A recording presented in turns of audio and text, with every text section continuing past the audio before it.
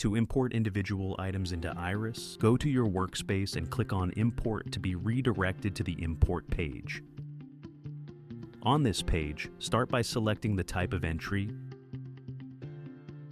then enter the corresponding source of your choice. Once this is done, click on Search. You will see the results related to your query and will need to click on the cloud icon to import.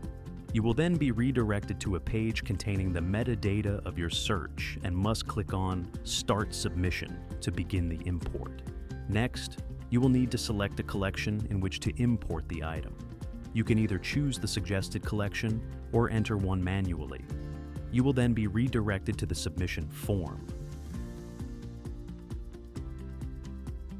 Don't forget to fill in the mandatory fields marked with an asterisk, and make sure to properly link the relevant people in units. In Iris, by default, the person who enters a record cannot edit it. Only the people linked to the record have this right. Therefore, be sure to link all the relevant persons. The system will then display a list of potential duplicates.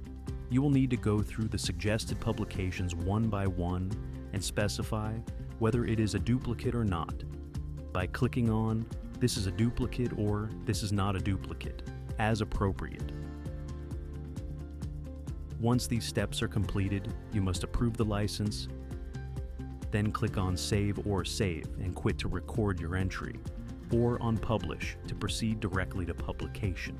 After finalizing your entry, you will have the option to view its metadata by returning to your workspace and clicking on View.